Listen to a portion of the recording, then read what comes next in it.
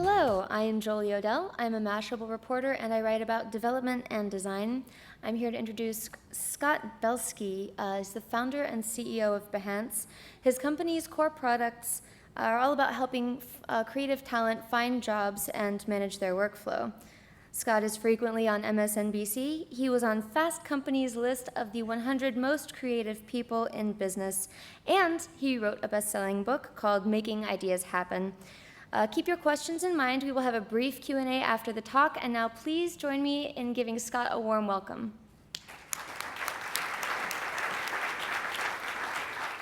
Thank you, Jolie. Thank you. Here's the clicker. Great. Well, thanks for having me. So Behance is a company that's trying to help organize and empower creative professionals. And we've been solely focused on this mission for the past 5 years.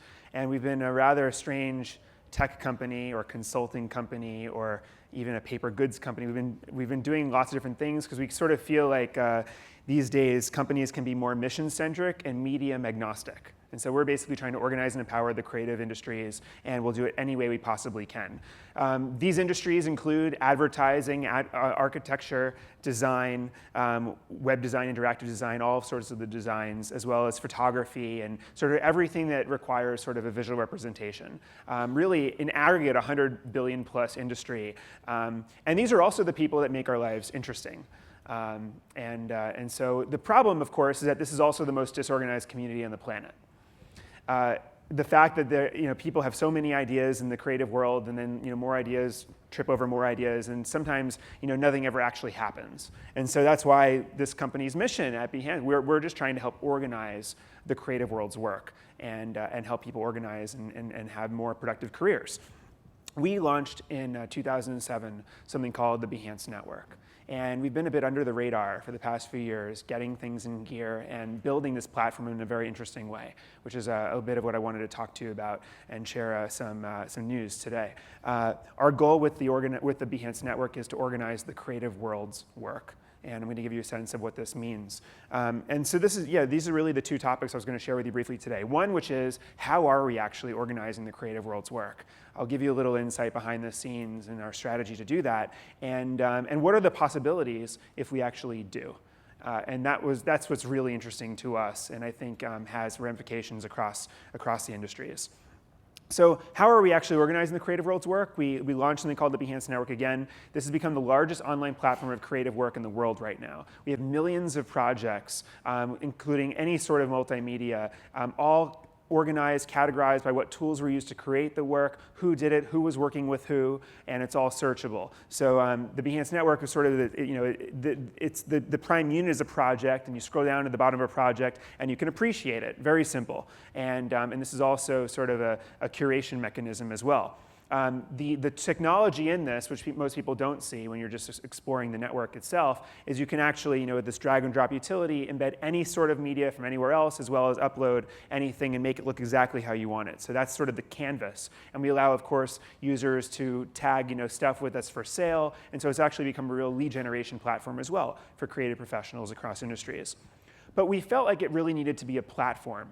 And a couple years ago, we said, wow, having all of this incredible work isolated in one website is really not a good strategy. This should more be a platform that can actually power many different entryways, into putting people's work online. Because we think the future of the creative industries is distributed creative production. Creative professionals working on their own terms wherever they want to work in the world. We think you'll walk in an agency someday, and it will just be a creative direction staff, an administrative staff, and then the creative production is done elsewhere. And we think that's a big sort of shift in the way creative work is actually going to be produced. And so a platform approach is really necessary. And so what we started doing is reaching out and building a lot of relationships over the past few years with a number of different companies. LinkedIn. We are now the exclusive portfolio display provider for LinkedIn. So anyone on LinkedIn who wants to show their creative work is using our technology to do it.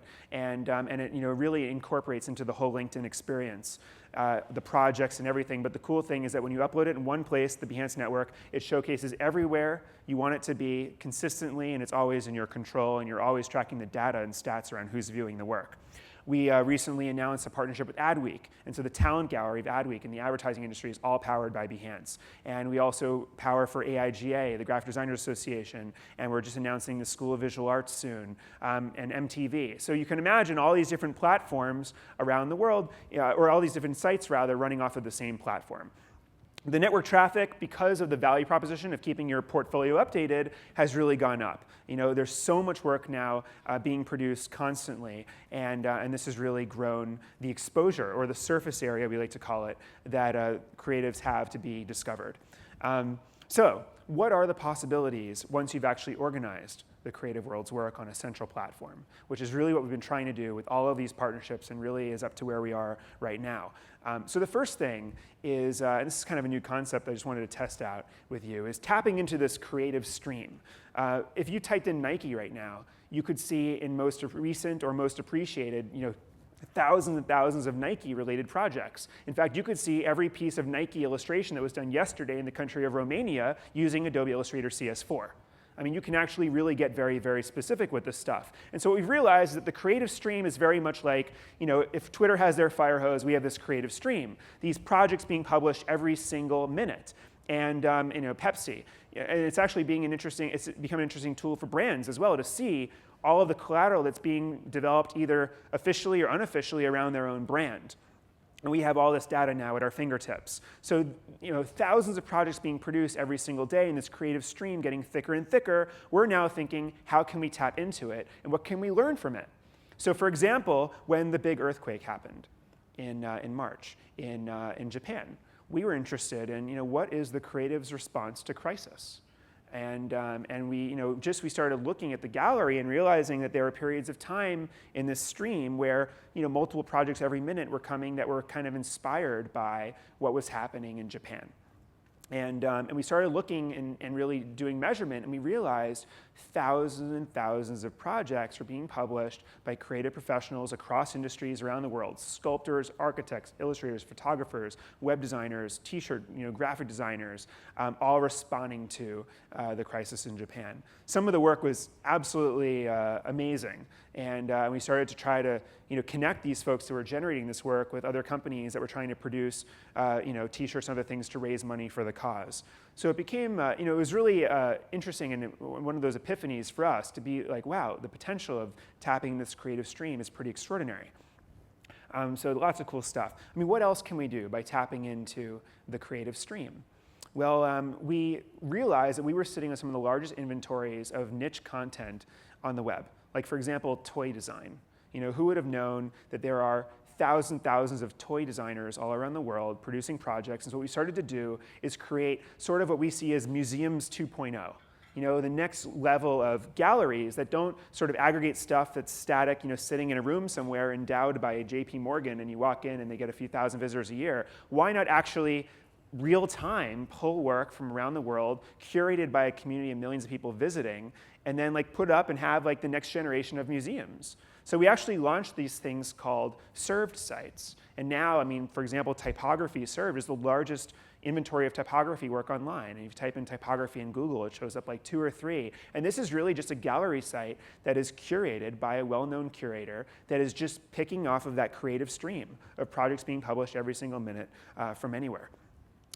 We also have reached out to a lot of established curators, people who have a curatorial lens, and asked them, what would you want to do with the creative stream, and given them access to it. And so that's one of the things we're thinking about as a company now, is how do we allow people access to this creative stream? What can brands do to play with it?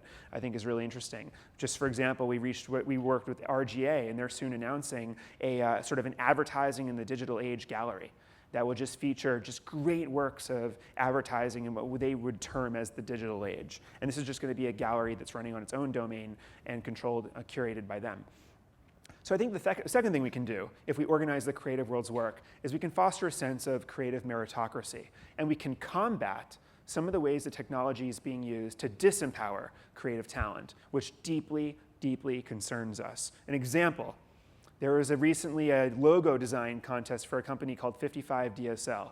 They had, I think, 16 or 13,000 submissions for a €1,500 prize. On average, designers that submitted an entry spent 3 hours each entry that they submitted. And so we did a little math, and in terms of 24/7 labor, there was over 4 years worth of work done around the world by creative professionals for a 1,500 euro prize. Needless to say, this is not sustainable. When we ask the creatives that kind of participate in these spec contests, they often say it's sort of like discount sushi. They thought it was a good idea at the time, and then the next morning, they're like, why did I do that? But we're trying to think beyond this sort of spec crowdsourcing phenomenon and think about how can we actually leverage organizing the creative world's work to match the best talent with the best opportunities. And again, I want to just tune into the fact that this creative stream with all these projects being published every single minute, it's actually now being curated by creative professionals, the ones who are actually qualified to curate and say, this is good, this is even better. So the creative world is really starting to curate itself. And you can also tap into other algorithms, whether it's digs or likes or for our own appreciation button. But what we're starting to realize is that rather than think about what the critical mass thinks, like how many people think that this is a great piece of photography or a great piece of graphic design work for Japan or whatever it is, instead let's focus on the credible mass. Who thinks it's good? And I think that the future of curation is less about the critical mass and it's more about the credible mass. And what we're starting to realize is, wait a second, it matters more what 30 incredibly qualified photographers think of a piece of work that's photography than, say, 10,000 random people. And so we're trying to develop algorithms around the credible mass that can be used in the creative industries and perhaps even beyond. And we're really excited about that. We think that with tools like this, crowdsourcing in the creative world will become less about spec contests and more about this perpetual data-driven talent addition. I mean, if you're Pepsi and you want to find the next great fill-in-the-blank motion graphics designer or graphic designer to do work for you, if you can go into anyone who's ever done work for Pepsi, or wait, maybe you can go into everyone who's done work for Coke, and then you can use some of this data to find the right person in the right country doing the right thing with the right skill set. That's really exciting, and I think that that's very empowering for the future of creative careers. What about the personal portfolio? And so this is another thing that we've thought a lot about. And this is actually an announcement that my team said I could make today. And this week we've been kind of starting to get the word out about this. So here's what we've been thinking about, sort of the history of self-presentation. The olden days, there were portfolio books, these static big books that every creative professional across disciplines would send around to their agencies, to their agents, to all these other folks. And these books, of course, would be static from the moment they were sent, outdated immediately, right? And they would sit on people's desks and aggregate dust, and people would look back at them a year later and have no real representation of the creative's talent and what the person was doing latest. Very inefficient, very expensive, and trees didn't like it. Now, we are getting, now these days we have sort of an isolated portfolio site. And there are so many companies out there and so many people who either develop their own or have like a hosted sort of solution where you can have your own portfolio site that sits on your own URL on the web. The problem with that is that no one sees it unless they already know you, or you meet them. It's not a really great tool for discovery. The other problem is that you're updating and managing your own personal portfolio site to keep it updated, and you're also using networks like Behance and other places to get your work out there, but it's not in sync. It's duplicative, and once again, a lot of folks, we've done some polls and we've learned that 60+% of portfolio sites are actually completely outdated, but people are just busy doing work for clients and they don't have time to update them. So we were just really thinking there's got to be a better solution. We think that it should be part of the platform approach that I was talking to you about as well, where when you upload a new project, a piece you've done for a client or whatever else, and you tell us all the tools that were used and who you worked with on it and all that other stuff, that when you publish that piece of work, and it's on the Behance platform, and then it automatically, because you want it to, shows up on LinkedIn and the AIGA and Adweek if you're part of that, and here and there and there. It should also be able to show up on your own personal portfolio site on your own domain name. There were a huge series of problems with that, though, that we had to solve technologically. Like, for example, when you make all these projects, they're always so different. They all have different styles and backgrounds and foregrounds and all this other stuff. And we had to make sure that these projects that are showing up in all these different places in different ways could then be ported and kind of skinned and managed in a different environment. So we've really been trying to kind of get closer and closer as a company to this notion of the connected portfolio site, which is what we're pleased to announce today. It's something called Prosite. We have a 90-second video that we put together for you, and I will play it right now.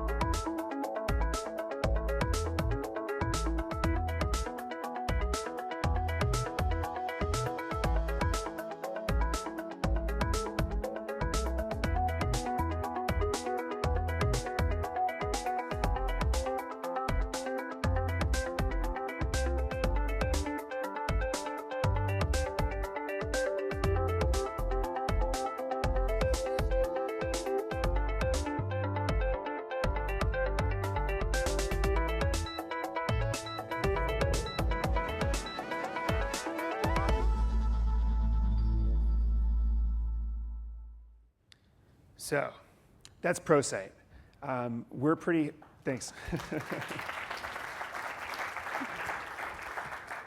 We're pretty psyched about it. We actually think it's probably the best website building application on the market right now.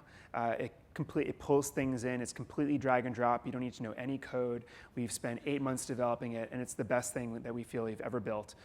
It also seamlessly allows hundreds of thousands of creative professionals that are already a part of Behance or our other partner networks to maintain, manage, and always keep in sync with their own personal portfolio site that's completely customized, which we think is pretty exciting. And what you saw there, just one part of that video was the fact that all of your projects that you've ever created are automatically, just imported if you want them to be. So what we're thinking about now going forward as a company is we're thinking about how to work with more brands to leverage the creative stream. We think that this can be used in very interesting ways. All those different sorts of programs that brands often launch where they try to get people they desperately beg people to upload, a video or something, and then and then the quality is always not that good, and they try to have contests, and it's so hard to drum up. I mean, we can actually put together intact galleries of incredible work, you name what you want in it, and then, we invite those folks to just automatically have their projects displayed. And literally within 48 hours, we can have a populated gallery of incredible work that you can, wrap around anything you want. So it's very exciting from both that sort of brand marketing perspective as well as from a future of talent, creative production, sourcing creative talent and people really managing their creative careers. So we're also working on an API that will allow people to kind of play with the creative stream as well, and we're curious to see what comes of it. So thank you very much for having me. Thank you to Mashable. Thank you to Mickey. Thank you, everyone.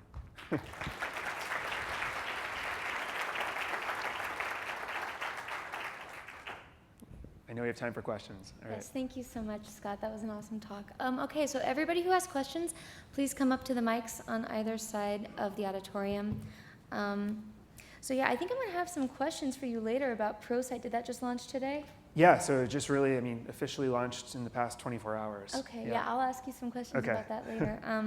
But let me ask you, just to kick things off for the Q&A, I don't know, are you aware of platforms like Dribble and Forest where you kind of have a micro portfolio for creative professionals? Do you think that those streams are worth maintaining and monitoring as well? Yeah, I mean, for a lot of these kind of niche design communities where, I mean, Dribbble forced 2 sites where you can actually just upload screenshots of what you're working on and get real-time feedback from people that you know. I mean, I think they're great. I think that it's the opportunity to get real-time feedback. You know, Behance, we're always more focused on the outcome of the project. And actually, you know, we've seen many people in Dribbble and Force post pieces of work that they're working on, and then at the end, they post the link to the Behance project to show what they've actually created. So I think it's kind of 2 different services that, you know, serve the same person in 2 unique ways. And we're trying to find more ways to collaborate with both. Okay. Do we have any questions at all from the audience? I think we're actually running a little tight on time, so if nobody has questions, we'll wrap it up. I'll be around. Thanks again. Thank you, Scott.